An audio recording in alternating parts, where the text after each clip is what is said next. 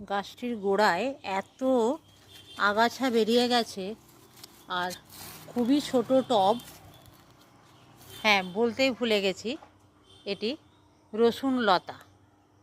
তো রসুনের মতো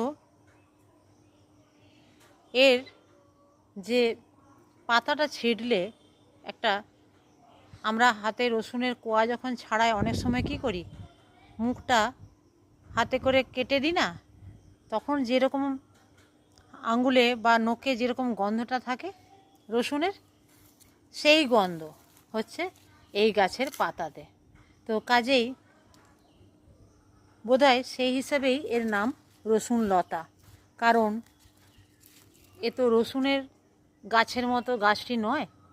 এই গাছটি একটি অপরূপ সৌন্দর্য, হালকা নীলাভ নীল রঙের, একদম থোক হয়ে ফুল ফোটে।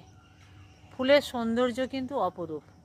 ছোট্ট টবে আছে, যে কোনো মাটিতে আপনি যদি বসান, তাতে এক মুঠো বালি আর শুকনো গোবর সার যদি থাকে, তাহলে কিন্তু গাছটি খুবই ভালো হবে। বালিটা কেন দিতে বলি, বালি দিলে টবের মাটিতে জলটা কিন্তু খুব ভালো করে পাস হয়ে যায়। অবশ্য টবে ড্রেনেজ সিস্টেমটা খুব ভালো থাকতে হবে, না হলে কিন্তু মুশকিল। আর আমাদের এই যে বর্ষাকালে আগাছাগুলো হয়ে যায়, এই আগাছা কিন্তু পরিষ্কার করতে হবে। যে কোনো টবের মধ্যে যদি আগাছা পরিষ্কার না করি, তাহলে কিন্তু গাছ ভালো হবে না। গাছটি খুবই ভালো হয়েছে, তবে এখনও ফুল আসেনি। খুব সুন্দর ফুলটি দেখতে। যখন ফুল আসবে আপনাদের কাছে শেয়ার করব। আর কি দেব, সবজি পচা তরল সার।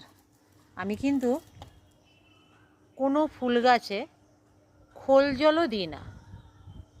বুগেনভেলিয়াতে মাঝে মাঝে দিই, কিন্তু না দিলেও ওতেও কিন্তু ফুল খুব ভালো হয়।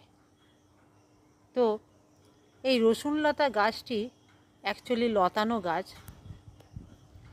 আমি একে একটু থোকো এবং ঝাপঝুপে করে তৈরি করছি, যাতে খুব বেশি লতিয়ে না যায়, ছোটোর মধ্যে ফুলটি পায়। তো ভিডিওটি কেমন লাগলো জানাবেন কমেন্টে।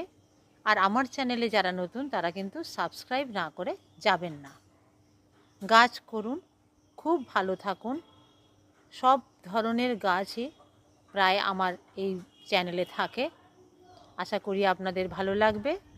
আজ রাখি, দেখা হবে পরের ভিডিওতে।